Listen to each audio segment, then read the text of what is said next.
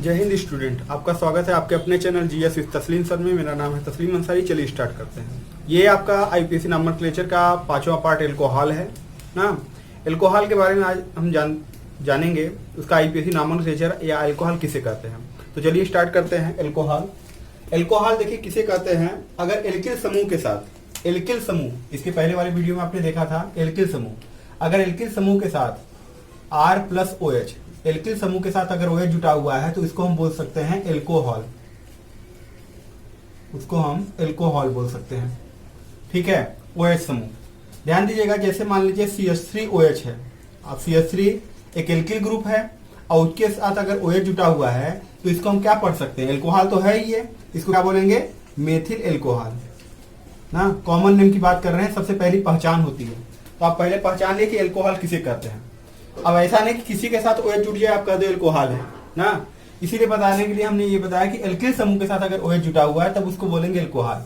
एक दूसरा एग्जांपल हम बता रहे हैं कि अगर मान लीजिए किसी मेटल है, ध्यान देना, मेटल, मेटल माने धातु, अगर किसी धातु के साथ OH जुटा हुआ है तो इसको क्या बोलेंगे, इसको बोलेंगे बेस। बेस माने क्षार, यानी अगर धातु के साथ OH जुटा हुआ है तो उसको हम बोलते हैं क्षार। जैसे Na हो गया, Na और OH जुटा हुआ NaOH हो गया, तो ये क्या हो गया, सोडियम हाइड्रोक्साइड, ये क्या है, क्षार है। अगर ये K धातु है और उसके साथ OH जुटा हुआ है तो इसे क्या बोलेंगे, पोटेशियम हाइड्रोक्साइड, ये भी क्या है, एक क्षार है। ओके, तो धातु के साथ जुटा हुआ है तब क्या होगा, क्षार, और एल्किल समूह के साथ जुटा हुआ है तो एल्कोहल। और एक एग्जांपल आपको बताते हैं, अगर मान लीजिए कोई नॉन मेटल है, नॉन मेटल के साथ अगर OH समूह जुटा हुआ है, नॉन मेटल के साथ OH जुटा हुआ है तो इसको बोलते हैं ऑक्सी एसिड। ध्यान देना, ऑक्सी एसिड। नॉन मेटल में जैसे मान लीजिए हम नॉन मेटल में कार्बन को ले सकते हैं, नाइट्रोजन हो सकता है, सल्फर हो सकता है ना, इनके साथ अगर जुड़ा हुआ है ना तो उसको हम बोल सकते हैं ऑक्सी एसिड। चलिए एग्जाम्पल इसका देखते हैं, इसका एग्जाम्पल। तो इसके एग्जाम्पल में हमको मिला, जैसे एक एग्जाम्पल है H2CO3, ध्यान से देखना, H2CO3। अब ऐसे पे तो क्लियर नहीं हो रहा है कि OH कहाँ है, लेकिन अगर इसकी संरचना को आप थोड़ा सा देखेंगे तो आपको मिलेगा OH, C double bond O और फिर OH। आपको OH समूह मिला कि नहीं, किसके साथ, नॉन मेटल के साथ जुड़ा हुआ OH समूह, इसको हम बोलते हैं कार्बोनिक एसिड। कार्बोनिक एसिड एक क्या होता है, ऑक्सी एसिड। नाइट्रोजन के साथ वही एग्जाम्पल हम देखते हैं, जैसे HNO3, HNO3 में कैसे जुड़ा हुआ है, HO, N double bond O और एक ये उपसंयोजन। OH समूह किसके साथ, नॉन मेटल के साथ जुटा हुआ है, ये भी क्या है, एक ऑक्सी एसिड है। नाम तो इसका नाइट्रिक एसिड है, इसका नाम कार्बोनिक एसिड होता है, कार्बोनिक एसिड, और इसका नाम जो है नाइट्रिक एसिड। ये दोनों क्या है, ऑक्सी एसिड है। कभी कभी आपके बोर्ड एग्जाम में और पूछे जाते हैं कि ऑक्सी एसिड, दो ऑक्सी एसिडों के नाम बताइए, ऑक्सी अम्लों के नाम बताइए, तो ये आपका हो जाएगा ना, तो ये ऑक्सी एसिड। अब उसके साथ अगर मैं सल्फर का अगर कोई एग्जांपल देखते हैं, H2SO4, सल्फ्यूरिक अम्ल जो बोला जाता है, तो ये हो जाएगा HOS double bond O double bond O OH। OH समूह जुटा हुआ किसके साथ, सल्फर के साथ। सल्फर क्या है, एक नॉन मेटल है। अब इन एग्जांपल से आपको क्लियर हो गया होगा कि ऑक्सी अम्ल किसे कहते हैं ना।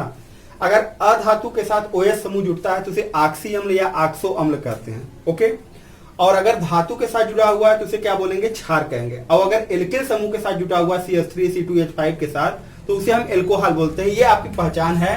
तो एल्कोहल को आपने जान लिया कि एल्कोहल किसे कहते हैं। अगर एल्किल समूह के साथ OH जुटेगा तो उसे हम एल्कोहल कहेंगे। ओके, तो इस तरीके से आपने इसके जो है चीजों को आपने जान लिया, ठीक है।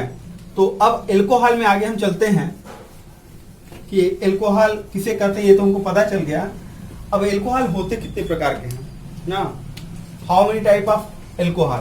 तो एल्कोहल जो होते हैं, एल्कोहल के जो क्लासिफिकेशन होता है वह डिपेंड करता है कि उसके साथ कितना OH समूह जुटा हुआ है। ओके, OH समूह जितना जुटा हुआ है, अगर मान लीजिए अगर एक OH समूह जुटा हुआ है और दो लेते हैं, दो OH समूह, मान लीजिए 3 OH समूह जुटा हुआ है, और अगर ढेर सारे कई ना मैनी OH समूह, तो इनके नाम क्या हो सकते हैं। इस तरीके से हमने इसको अलग कर दिया। इसको हम कह सकते हैं कि हम इसके क्लासिफिकेशन को बता रहे हैं, क्लासिफिकेशन। ओके, क्लासिफिकेशन या वर्गीकरण, एल्कोहलों का वर्गीकरण। तो अगर एक OH जुटा हुआ है तो इसको हम बोलते हैं मोनोहाइड्रोक्सी एल्कोहल। अगर 2 जुटा हुआ है तो डाइहाइड्रोक्सी एल्कोहल, 3 जुटा है तो ट्राईहाइड्रोक्सी, और कई जुटे हैं तो पॉलीहाइड्रोक्सी एल्कोहल ना। मोनोहाइड्रोक्सी एल्कोहल, डाइहाइड्रोक्सी एल्कोहल, ट्राईहाइड्रोक्सी एल्कोहल और मैनी का रहेगा तो पॉलीहाइड्रोक्सी एल्कोहल। इस तरीके से इनके नाम दिए गए हैं जो OH समूह जितने जुटे रहेंगे उसके, क्योंकि मोनो का मतलब एक होता है, मोनोहाइड्रोक्सी एल्कोहल यानी एक OH, डाइहाइड्रोक्सी एल्कोहल में 2 OH, ट्राईहाइड्रोक्सी एल्कोहल में 3 OH, और बहुत ढेर सारे हैं तो क्या वर्ड यूज होगा, पॉली मीन्स होता है मैनी, पॉलीहाइड्रोक्सी एल्कोहल। तो ये आपने क्लासिफिकेशन इसका समझ लिया। अब आपको जो जानना है मोनोहाइड्रोक्सी एल्कोहल के अंतर्गत हम चलते हैं। नेमिंग में हम बता देंगे सबका नेमिंग कैसे होता है, लेकिन मोनोहाइड्रोक्सी एल्कोहल के फार्मूले से जो है जानते हुए हम उसके नेमिंग को कर रहे हैं। तो मोनोहाइड्रोक्सी एल्कोहल, मोनोहाइड्रोक्सी एल्कोहल। ओके, मोनोहाइड्रोक्सी एल्कोहल किसे कहते हैं, जिसके साथ एक OH जुटा रहे। अब मोनोहाइड्रोक्सी एल्कोहल में कई एग्जांपल आपको मिल सकते हैं, जैसे CH3OH। ये आपका क्या है, ये मोनोहाइड्रोक्सी एल्कोहल है क्योंकि एक OH जुटा हुआ है, नाम मेथिल एल्कोहल है इसका। C2H5OH, ये भी आपका क्या है, मोनोहाइड्रोक्सी एल्कोहल है। उसी तरीके से अगर मान लीजिए कोई ग्रुप होता ना, उससे जुटा हुआ इस तरीके से होता ना, तो भी आप उसको मोनोहाइड्रोक्सी एल्कोहल कहते हैं। पहचान यही है कि एक होना चाहिए, एक OH जो होना चाहिए वही मोनोहाइड्रोक्सी एल्कोहल है। तो अब मोनोहाइड्रोक्सी एल्कोहल कितने टाइप के होते हैं, अब जो है मोनोहाइड्रोक्सी एल्कोहल कितने टाइप के होते हैं और इनका क्लासिफिकेशन कैसे होगा ना। अब इनके क्लासिफिकेशन को हम देखते हैं कि इनका क्लासिफिकेशन यानी वर्गीकरण, क्लासिफिकेशन ऑफ मोनोहाइड्रोक्सी एल्कोहल। तो मोनोहाइड्रोक्सी एल्कोहल भी 3 टाइप के होते हैं। 3 टाइप के कौन कौन से, 1 डिग्री एल्कोहल, 2 डिग्री एल्कोहल और 3 डिग्री एल्कोहल ना। 1 डिग्री एल्कोहल, 2 डिग्री एल्कोहल और 3 डिग्री एल्कोहल। 1 डिग्री, 2 डिग्री और 3 डिग्री, इसको बोल सकते हैं प्राइमरी एल्कोहल, सेकेंडरी एल्कोहल और टर्शियरी एल्कोहल ना। ध्यान दीजिए, प्राथमिक एल्कोहल ना, प्राथमिक alcohol, secondary alcohol, secondary alcohol और टर्शियरी एल्कोहल। देखिए, इसकी इंग्लिश की हैबिट जरूर आप बना लीजिए, क्योंकि आप इसको जानेंगे तभी आप आगे पढ़ पाएंगे सही, ठीक है। प्राइमरी, सेकेंडरी और टर्शियरी, प्राइमरी, सेकेंडरी, टर्शियरी ना। तो अब इसमें जो आपका चल रहा है क्लासिफिकेशन ऑफ मोनोहाइड्रोक्सी एल्कोहल में, अब आगे इसका आप नॉमेनक्लेचर करेंगे ना। मेन जो आपका, क्योंकि हमारा टॉपिक ही यही है आईपीसी नॉमेनक्लेचर, तो अब हम आईपीसी नॉमेनक्लेचर की ओर चलते हैं। और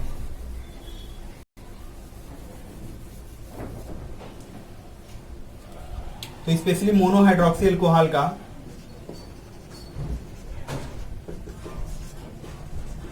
मोनोहाइड्रोक्सी एल्कोहल से रिलेटेड उसका जो जनरल फार्मूला होगा, जनरल फार्मूला ना, जनरल फार्मूला क्या होता है, CnH2n+1OH, मोनोहाइड्रोक्सी एल्कोहल से है, CnH2n+1OH। अब इसमें यहां पर जो यूज हुआ है n का मीन्स क्या होता है, नंबर ऑफ कार्बन एटम, यानी कार्बन परमाणुओं की संख्या, नंबर ऑफ कार्बन एटम। उसके बाद अगला एक पॉइंट आता है आपका सफिक्स। सफिक्स माने क्या होता है, अनुलग्न, पीछे से जुड़ने वाली चीजों को सफिक्स और आगे से जुड़ने वाली चीजों को प्रीफिक्स। तो इसका सफिक्स जो होता है वो है आपका ऑल, OL, ऑल। और जब फार्मूला अगर हम देखें, इसका फार्मूला ना, फार्मूला देखेंगे तो जैसे मान लीजिए एल्केन है, एल्केन से रिलेटेड हम देख रहे हैं, एल्केन, एल्केन से आप हटाएंगे ई और जोड़ेंगे ऑल, एल्केन से हटाएंगे ई और जोड़ेंगे ऑल, बन क्या जाएगा, एल्केनॉल। ओके, क्या बन जाएगा, एल्केनॉल बन जाएगा। जैसे मान लीजिए मेथेन होता, मेथेन में से ई हटाकर ऑल जोड़ देते क्या बन जाता, मेथेनॉल होता। मेथेन में से ई आप हटा देंगे और ऑल जोड़ देंगे तो क्या बन सकता है, इसका हो जाएगा ना मेथेनॉल। तो मेथेनॉल इसका क्या है, आईपीसी नाम है। अब देखिए इसी तरीके से अगर मान लीजिए एथेन होता, उसमें से ई हटाते ऑल जोड़ते तो क्या बन जाता है, एथेनॉल। 3 अगर होता प्रोपेन, प्रोपेन में से हटाते तो क्या हो जाता, प्रोपेनॉल। ये तरीके से रहता है। अब देखिए अगर मान लीजिए एल्कीन होता, अगर मान लीजिए एल्कीन होता, एल्कीन में भी वही प्रोसेस, एल्कीन में से ई हटाइए और ऑल जोड़ दीजिए तो क्या बन जाएगा, इसका नाम एल्कीनॉल। वो एल्केनॉल था, इसका नाम क्या हो जाएगा, एल्कीनॉल। ओके। और अब यहां पर नेमिंग में जैसे एथीन है, एग्जांपल के तौर पर एथीन में से ई हटा दीजिए और ऑल जोड़ दीजिए, ई हटा दीजिए ऑल जोड़ दीजिए, क्या हो जाएगा, एथीनॉल हो सकता है। और मान लीजिए प्रोपीन होता तो प्रोपीनॉल, ब्यूटीन होता तो ब्यूटीनॉल, इस तरीके से। अब इसी तरीके से एल्केन का हुआ, एल्कीन का हुआ। अब अगला देखते हैं एल्काइन का। एल्काइन में से भी ई हटेगा और ऑल जुटेगा तो क्या हो जाएगा, एल्काइनॉल। एल्काइनॉल जैसे एग्जांपल के तौर पर एथाइन होता, में से ई हट जाएगा और ऑल जुड़ जाएगा तो क्या बन जाएगा, एथाइनॉल। तो आप इन एग्जांपल से अच्छे से समझ गए होंगे कि उसके नेमिंग क्या हो सकते हैं। अब उसके फार्मूले से हम लोग संरचना सूत्र से हम उसके आईपीसी नाम निकालेंगे। तो ये फार्मूला अगर आपको याद है तो उनको भी आप अच्छे से निकाल सकते हैं। ठीक है, तो अब उसमें से कुछ बनाते हैं उनको। इसमें आप एल्केन का भी एग्जांपल ले सकते हैं, एल्कीन का भी एग्जांपल रख सकते हैं और एल्काइन का भी ले सकते हैं। तो इसमें यहां पर कुछ एग्जांपल्स उसके देखते हैं।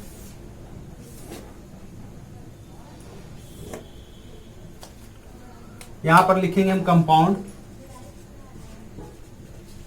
और यहां पर आईपीएसी नाम, कंपाउंड और आईपीएसी नाम। तो यहां पर हो जाएगा आपका CH3 और OH। ठीक है, CH3OH। CH3 है, एक है तो एक कार्बन है, तो अगर उसका एल्केन हम कहते तो क्या होता, मेथेन होता। मेथेन में से क्या आप हटाएंगे, ई हटाएंगे और ऑल जोड़ देंगे तो उसका नाम क्या हो जाएगा, उसका नाम हो जाएगा मेथेनॉल। दूसरा एग्जांपल हम देखते हैं, CH3 CH2OH। कार्बन की संख्या 2 है और अगर इसका एल्केन हम देखेंगे तो उसका नाम हो जाता एथेन। एथेन में ई हटा करके और ऑल जोड़ दीजिए तो उसका नाम क्या हो जाएगा, उसका नाम हो जाएगा एथेनॉल। उसी तरीके से मान लीजिए एक तीसरा एग्जांपल देते हैं, CH। ठीक है, इसका नाम है प्रोपीन। प्रोपीन है, अब एक हाइड्रोजन इसमें से हटा और यहीं पर जुड़ गया क्या, OH ना। अब अगर इसका नाम जो होता तो क्या होता, उसका नाम होता प्रोपीन। प्रोपीन, प्रोपीन में से ई हटा दो और वहीं पर जोड़ दो ऑल, क्या हो जाए, बन जाएगा इसका नाम प्रोपीनॉल। इसका नाम होगा प्रोपीनॉल। अगला चौथा एग्जांपल हम देखते हैं इसमें कि मान लीजिए CH ट्रिपल बॉन्ड CH और ये हट करके यहीं पर जुड़ गया होता OH। अब नंबरिंग तो उधर से ही होगी ना। तो मान लीजिए आपका कार्बन संख्या 2 है और ये अगर होता तो इसको आप क्या पढ़ते, इसको आप एथाइन पढ़ते। आईपीसी नाम इसका क्या हो जाता, एथाइन। एथाइन में से ई हटा दो और ऑल जोड़ दो, क्या बन जाएगा, एथाइनॉल। इसका नाम हो जाएगा एथाइनॉल। अब ये रही बात कि यहाँ पर तो हर पे पहले ही पर स्टार्टिंग के कार्बन से ही जुटा हुआ है तो हमने कहीं पर कोई नंबरिंग नहीं की। नंबरिंग आप कर सकते हैं, 1 लिख सकते थे। ठीक है, तो पहले पोजीशन पहले कार्बन से जुड़ा हुआ है तो उसको लिखिए चाहे मत लिखिए ना, लेकिन अगर दूसरे नंबर पर है तो उसको लिखना कंपलसरी है। तो यहाँ पर मान लीजिए CH3 है, CH है और CH3 है और यहाँ पर OH जुटा हुआ है। मान लीजिए अगर ये संरचना सूत्र होता उसकी नेमिंग क्या हो सकती थी, तो उसकी नेमिंग में हम नंबरिंग करेंगे 1 2 3, क्योंकि कार्बन को गिनना है ना, एक किनारे से गिनेंगे हम। अब यहाँ पर हम कार्बन की संख्या 3 है और सिंगल बॉन्ड है तो ये तो हम समझ गए कि एल्केन है। तो इसका नाम क्या हो जाता, इसका नाम हो जाता प्रोपेन। प्रोपेन होता। अब उसमें से ई हटा दो और क्या जोड़ दोगे, ऑल। लेकिन यहां पर एक चीज है कि ये जो जुटा हुआ है OH वो किस जगह पर जुटा हुआ है, दूसरे कार्बन से जुटा हुआ है, तो यहां पर हम लिखेंगे 2 और फिर लिखेंगे ऑल। आप चाहे ऐसे लिख सकते हैं, चाहे आप ऐसे लिख सकते हैं 2 प्रोपेनॉल ना, 2 प्रोपेनॉल, इस तरीके से आप इसके नाम दे सकते हैं ना। और भी एग्जांपल के तौर पर जैसे मान लीजिए कि ये आपके हुए कि अगर एक जुटा हुआ है तो इस फार्मूले के अकॉर्डिंग ये चीज था ना, प्रतिस्थापी को हटाते हुए ये चीजें हैं आपकी, ये ध्यान दीजिएगा। अब अगर 2 हो जाएगा तो ये फार्मूला नहीं लगेगा क्योंकि ये मोनोहाइड्रॉक्सी अल्कोहल का है। तो अब 2 वाला जो होता उसकी नेमिंग कैसे हो सकती थी ना, अगर मान लीजिए ये तो हम मोनोहाइड्रॉक्सी अल्कोहल का बता रहे हैं, एक OH है, अगर 2 OH होता तो वहां पर क्या हो सकता था, ठीक, उसकी नेमिंग कैसे हो सकती है। तो अगर देखिए एक OH जुटा हुआ है तो आपने क्या सफिक्स लगाया, एक OH जुटा हुआ है तो उसका आपने सफिक्स क्या लगाया, आपने सफिक्स लगाया ऑल। अगर 2 OH रहता तो 2 अगर OH रहता तो उसका आप लगाते डाइऑल, अगर 3 OH होता तो ट्राइऑल, 4 रहता तो टेट्राल, इस तरीके से आप लगा सकते हैं। चलिए बनाते हैं इसको। तो अब इसमें क्या करते हैं, CH2OH और यहां पर CH2OH, 2 OH आपको मिल गया।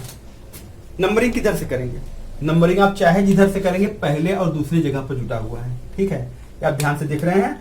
अब इसमें जो है हम बनाने जा रहे हैं, तो पहले देखिए कार्बन की संख्या 2 है तो हम, और सिंगल बॉन्ड है तो इसको क्या लिख सकते हैं, एथेन लिख सकते हैं, एथेन। अब ई तो हटा दो इसमें से, यही फार्मूला था ना, ई हटना ही है हर जगह से, ई हट गया। और अब वहां पर पहले और दूसरे दोनों कार्बन से जुटा हुआ है तो अब क्या लिखोगे, 1 2 और 2 OH है तो क्या लिखोगे, diol, ethane 1 2 diol, ethane 1 2 diol, इस तरीके से हो गया। अच्छा मान लीजिए अगर इसकी जगह पर हमारा होता CH2OH, CHOH और CH2OH, 3 OH होते, ट्राई हाइड्रोक्सी अल्कोहल होता। अब क्या नाम होगा और नंबरिंग किधर से होगी, नंबरिंग यहां पर भी चाहे आप जिधर से करो, एक किनारे से आपको करना, चाहे ऊपर से इधर नीचे करो, नीचे से चाहे ऊपर करो, वही होना है। तो कार्बन की संख्या कितनी है, अब काउंट करिए, 1 2 3, 3 है तो आप इसका एल्केन क्या हो सकता है, प्रोपेन, प्रोपेन में से आप हटाओगे, ई हटा दोगे और वहां पर पहले दूसरे तीसरे 1 2 3 ना, क्या हो जाएगा, ट्राइऑल, प्रोपेन 1 2 3 ट्राइऑल हो सकता है, प्रोपेन 1 2 3 ट्राइऑल। अब इसी तरीके से CH3 CHOH CHOH CHOH और यहां पर भी एक जोड़ते CH3। अब कैसे गिना जाएगा, अब देखिए या इसको हम हटा देते हैं, हम यहीं तक ही लेते हैं। अब किधर से गिना जाए, देखिए उधर से गिना जाएगा जहां से क्रियात्मक समूह नजदीक पड़े। अगर यहां से गिनते 2 3 4 आता, नीचे से गिनने पर 1 2 3 आएगा तो हम नीचे से गिनेंगे 1 2 3 4, ये सही तरीका होगा गिनने का। अब यहां पर कार्बन की संख्या कितनी है, कार्बन की संख्या है यहां पर 4, तो जब 4 है तो यहां पर हम लिखेंगे पहली बात ब्यूटेन ना, ब्यूटेन 1 2 3, ओके 1 2 3 और 3 OH है तो क्या लिखेंगे यहां पर, ट्राइऑल, ब्यूटेन 1 2 3 ट्राइऑल, ब्यूटेन 1 2 3 ट्राइऑल, ओके। अब यहां पर अगर कोई और दूसरा एग्जांपल हम लेते ना, दूसरा एग्जांपल लेते, इसकी जगह पर थोड़ा सा चेंजिंग कर देते हैं, हम क्या करते हैं कि ये हटा करके हम CH3 लगा देते हैं। तो अब किधर से नंबरिंग होगी, अब हम चाहे जिधर से नंबरिंग करेंगे 2 3 4, 2 3 4 आएगा ना, 1 2 3 4 5, 1 2 3 4 5, 2 3 4 आना ही है। और कार्बन की संख्या, तो इसलिए हम चाहे जिधर से करें, तो कार्बन की संख्या कितनी है, कार्बन की संख्या है 5, तो 5 के लिए एल्केन के लिए क्या होगा, 5 के लिए हो जाएगा पेंटेन। और पेंटेन में से आप क्या करोगे, ई हटा दिए, हटा करके हाइफन लगा दोगे, 2 3 4, क्या है 2 3 4, 2 3 4 और फिर लिख दोगे आप ट्राइऑल ना, पेंटेन 2 3 4 ट्राइऑल, ये नाम हो जाएगा उनका, ओके। तो इस तरीके से हमने एल्कोहल के जो भी कंपाउंड होते हैं उनके जान लिए। मान लीजिए इसकी जगह पर अगर कोई साइक्लिक आ जाता, साइक्लिक कोई कंपाउंड आ जाता, ठीक है, उसके नेमिंग क्या हो सकते थे? एल्कोहल ही रहता वो, उसकी नेमिंग क्या हो सकती है? जैसे मान लीजिए ये होता, ये हो जाता OH।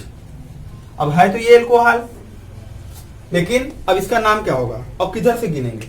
वहीं से गिना जाएगा जहां पर क्रियात्मक समूह नजदीक पड़ जाता है, 5 6। ओके, तो आप क्या लिखते थे? Ethane all, propane all, butane all, ऐसे लिखते थे। लेकिन अब जब साइक्लिक ग्रुप आ गया है तो सबसे पहले साइक्लो लगेगा, सबसे पहले लिखा जाएगा साइक्लो। तो यहां पर आप सबसे पहले लिखिए साइक्लो। कार्बन की संख्या कितनी है? 6, तो आप लिखोगे हेक्सेन। और फिर क्या लगाओगे? पहले पर जुटा हुआ है तो आप लिखोगे 1 ऑल, तो 1 लगाइए चाहे मत लगाइए, ये भी चीजें हैं। अब उसी तरीके से जैसे मान लीजिए ये है और एक OH यहां जुटा हुआ है, एक OH यहां जुटा हुआ है। अब किधर से गिने हम? अब भी हमको यही देखना है कि क्रियात्मक समूह को कम से कम संख्या मिले। तो हमने लिखा 1 2 3, क्योंकि आपको ये पता है ना हर कोने पर कार्बन होता है और उसको बैलेंस करने के लिए कौन आएगा? हाइड्रोजन आएगा। उसको बैलेंस करने के लिए हाइड्रोजन आएगा। जैसे अगर इसी में हम देखते हैं, इसी यहीं पर देखते हैं तो हर जगह पर 2-2 हाइड्रोजन जुटा हुआ है, यहीं पर 2-2 हाइड्रोजन जुटा हुआ है, ठीक है। और यहां कितना हाइड्रोजन जुटेगा? यहां पर एक ही हाइड्रोजन जुटेगा, क्योंकि कार्बन की वैलेंसी 4 होती है और कुल मिलाकर के 4 होना चाहिए। बॉन्डिंग जैसी रहेगी उसके हिसाब से हम देखेंगे। तो अब यहां पर अगले वाले में देखते हैं कि कैसे बनेगा। यहां पर देखिए 1 2 3 बॉन्डिंग लग चुकी है, केवल एक हाइड्रोजन यहां जुटेगा। 1 2 3 है, केवल एक हाइड्रोजन जुटेगा। और यहां पर कितना जुटेगा? 2 हाइड्रोजन जुटेगा, ठीक है। तो कार्बन की संख्या कितनी है? कार्बन की संख्या 3 है, तो ये हो जाएगा प्रोपेन, प्रोपेन 1 2 1 2 और 2 OH जुटा हुआ है तो क्या हो जाएगा? Die all. लेकिन इसमें एक चीज है, प्रोपेन से पहले आपका क्या लिखा जाएगा? साइक्लो लिखा जाएगा ना, साइक्लो प्रोपेन 1 2 डाई ऑल ना। साइक्लो इसलिए लगेगा क्योंकि साइक्लिक ग्रुप है, उनकी नेमिंग कुछ इस तरीके से होगी। मान लीजिए लाइन डायग्राम में कुछ ऐसा कोई होता, OH लगा होता। अब कैसे नंबरिंग करते, क्या होता? तो हर जगह पर कार्बन जोड़ दो, जोड़ दिए। अब ये किनारे पर तो OH खुद ही है। अब उसको बैलेंस करने के लिए कौन आएगा? हाइड्रोजन। यहाँ 2 बॉन्ड लगा हुआ, कितना हाइड्रोजन लगेगा? 2। यहाँ 2 लगा हुआ है, 2 हाइड्रोजन। यहाँ पर 2, यहाँ पर एक ही बॉन्ड लगा हुआ है, यहाँ पर 3। कुल मिलाकर के काउंट करिए कितना कार्बन हो रहा है। कार्बन की संख्या कितनी है? 4 है, तो क्या हो जाएगा? ब्यूटेन, ठीक है। और गिनोगे कहां से? जिधर से क्रियात्मक समूह जुटा रहेगा। तो पहले ब्यूटेन 1 ऑल, ब्यूटेन 1 ऑल, ये साइक्लिक रिंग नहीं है, ओके। तो इसका नाम हो जाएगा ब्यूटेन 1 ऑल। तो इस तरीके से जितना आपको ये बताया गया है, आप उसको, हमने बताया कि आईपीएससी नॉमेनक्लेचर को बिना विदाउट प्रैक्टिस आप नहीं समझ सकते हैं। तो आप इसको प्रैक्टिस करिए और इसको बनाइए, ओके। थैंक यू, जय हिंद।